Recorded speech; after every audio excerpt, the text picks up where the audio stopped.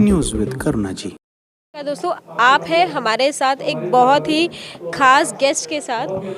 तो यहाँ है हमारे साथ रचना मैडम। हम लोग इन्हीं से कुछ सवाल, चाइल्ड हरासमेंट और चाइल्ड अब्यूज़ के ऊपर है ये मुद्दा। तो मैम जो है ये कई सालों से जो है बच्चों के साथ बहुत करीब से काम कर रही हैं जिनके साथ ऐसे एक्सीडेंट्स और ट्रेजिडीज़ हो जाती हैं। तो हम लोग मैम से कुछ सवाल करने की कोशिश करेंगे। मैम ये बताएं कि जो चाइल्ड ट्रैफिकिंग है, अगर हम अपने भारत देश की बात करें तो बहुत ज़्यादा जो है स्तर पर जो है फैली हुई है। तो कारण क्या है एक्चुअली, मेन कारण क्या है अगर हम ग्राउंड पे देखें कि चाइल्ड ट्रैफिकिंग है? हिंदुस्तान एक पहले तो सोने की चिड़िया माना जाता था, लेकिन आज गरीब देशों में इसकी गिनती होती है।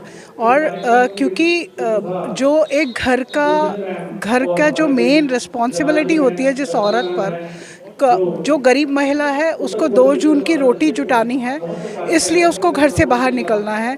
और जो मिडिल क्लास फैमिली है उनको अपने स्टेटस को मेंटेन करने के लिए बाहर निकलना है। और जो एक और ग्रुप है जो हायर ग्रुप है, वो उनका एक पैशन है और उनको उनके लिए दिखावे के लिए बाहर निकलना है। तो बहुत सारी महिलाएं, हर जगह महिला व्यस्त है और किसी की मजबूरी और किसी के लिए ज़रूरी है। तो कहीं ना कहीं बच्चे इससे मतलब बच्चे नेगलेक्ट होते हैं। तो बच्चे नेगलेक्ट जब होते हैं, घर में प्रॉपर उन लोगों को तवज्जो नहीं मिलता, तो वो बाहर की तरफ जाते हैं। बाहर इन द मेंटेन टाइम आप देखो कि जो उसको एक तवज्जो देता है या प्यार देता है उसके प्रति, चाहे वो उसको ये तो नहीं पता, बच्चा बाल बुद्धि है तो किसी को ये तो नहीं पता ना कि वो उसका दूसरे वाले का जो दिमाग है वो क्या कर रहा है। लेकिन कहीं ना कहीं बच्चा लालच में बाहर निकलता है कि हमें घर से ज़्यादा प्यार वहाँ पर मिल रहा है। तो अपने ही चाइल्ड ट्रैफिकिंग के लिए, जैसे किसी भी बच्चे को बहका के ले लिया गया या किसी को मतलब ले गया सड़क से, वो करके गरीब लोगों को नॉर्मली क्या होता है, जो लोअर क्लास वो है, एक कम्युनिटी है, उनके बच्चों को बहका के ले गया, फिर हाथ पैर काट के उनसे चोरी कराना और ये सब, ट्रैफिक सिग्नल पे भीख मंगवाना, ये सब चलता है। और कहीं ना कहीं माँ को पता होता है कि हमारा बच्चा कहाँ पर क्या गलती कर रहा है। तो हर माँ की जिम्मेवारी है कि पहले घर से बाहर निकलने से पहले अपने घर को सुरक्षित करें, फिर बाहर निकलें। एनजीओ का नाम और बता दें और किस तरीके से लोग आपसे कांटेक्ट कर सकते हैं या कोई एक काम का जरिया है वो आपके द्वारा पा सकते हैं? मेरी एनजीओ का नाम है श्री श्री मारुत नंदन सेवा संस्था और 2005 से वर्किंग है एरिया में डोमेस्टिक वायलेंस, हरासमेंट, रेप के साथ, चाइल्ड ट्रैफिकिंग के मुद्दों को। और कैलाश सत्यार्थी जी का भी मैं भी पार्ट हूँ। पूरे दिल्ली में 7 लोग कैलाश सत्यार्थी जी के साथ पार्टनरशिप में काम कर रहे हैं, जिसमें से शादरा डिस्ट्रिक्ट मैं देख रही हूँ, ईस्ट डिस्ट्रिक्ट अमित जी देख रहे हैं सरस्वती एजुकेशन, और नॉर्थ ईस्ट डिस्ट्रिक्ट देख रहे हैं जलाल भाई जो बेसिक फाउंडेशन से हैं। तो हम लोग पिछले 6 महीने से इन लोग के साथ जुड़े हैं। और पहले जुनून था क्योंकि देखते थे बचपन बचाओ, बच्चे कहीं ना कहीं मायूस हैं, इन्हें आसमां में उड़ना, क्योंकि देश का भविष्य आसमां में उड़ना चाहते हैं बच्चे, और कहीं ना कहीं कुछ प्रॉब्लम्स के चलते वो लोग नहीं उड़ पाते। तो हमारा मेन मकसद है बचपन बचाने का मकसद है, चाहे वो एजुकेशन से रिलेटेड हो या आजकल आप देख रहे होंगे सरकारी स्कूलों में कुछ ना कुछ स्किल डेवलपमेंट का भी कोर्स चालू हुआ है, वो सब।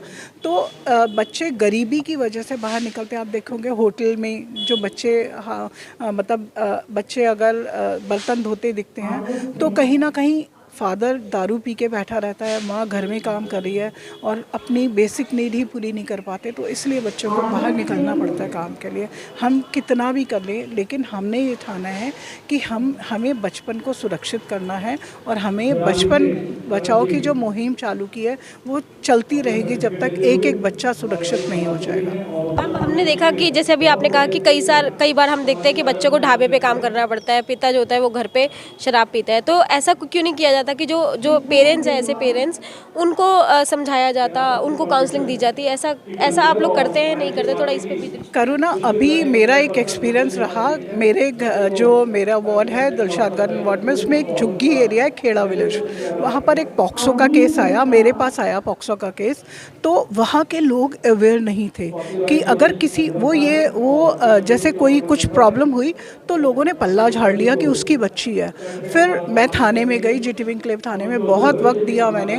उसके बाद जब मैं घर आई तो वो लेडीज़ जो थी जिनके बच्चों ने किया था, वो लोग उन्हीं पे टॉर्चर कर रहे थे।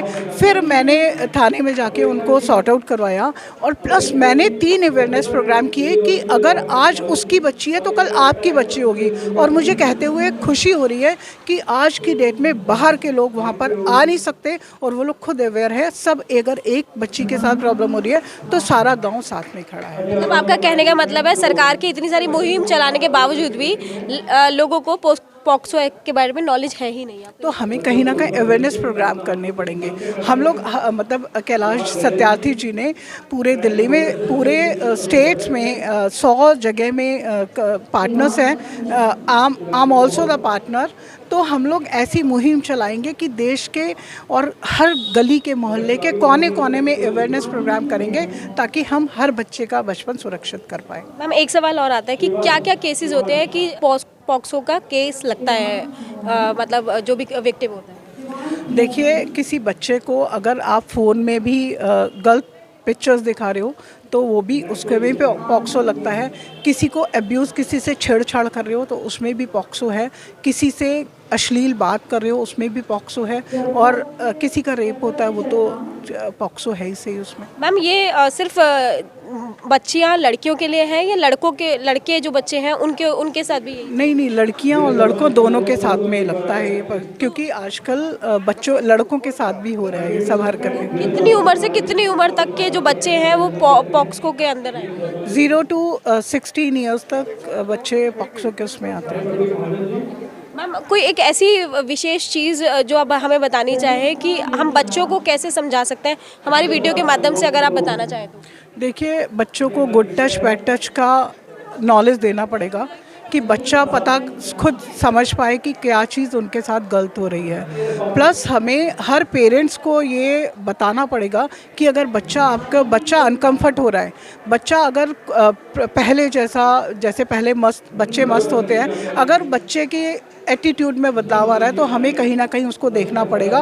पेरेंट्स को अगर बच्चा कुछ कह रहा है तो तवज्जो देना पड़ेगा कि क्या कह रहा है, और क्यों कुछ ना कुछ तो होगा। क्योंकि मैं नॉर्मली देखा है कि पेरेंट्स के साथ अगर पेरेंट्स को बच्चा कुछ शेयर करता है तो पेरेंट्स उस पर तवज्जो नहीं देते, तो कहीं ना कहीं ये भी वजह है। मतलब आप कहना चाहते हैं कि आजकल जो है बच्चों की इग्नोरेंस ज़्यादा हो रही है? हाँ जी, ये हमें आवाज़ उठानी पड़ेगी। हमें खुद को मतलब जैसे आप देखिएगा कि बाद में मोमबत्तियां जलाने के लिए बहुत लोग आ जाते हैं। क्यों ना हम अपने घर से शुरुआत करें कि अपने ही बच्चे को, अगर अपने बेटे को इस लायक करें, इतना नॉलेज दें, इतना संस्कार दें कि वो बाहर जाके बदमाशी करे ही ना।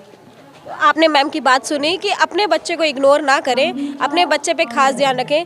ये थी हमारी खास रिपोर्ट और ख़ास बात रचना सचदेव। अगर आपको हमारी वीडियो पसंद आई हो, हमारे चैनल को सब्सक्राइब करें, हमारे वीडियो को लाइक करें, कमेंट करना ना भूलें। शुक्रिया।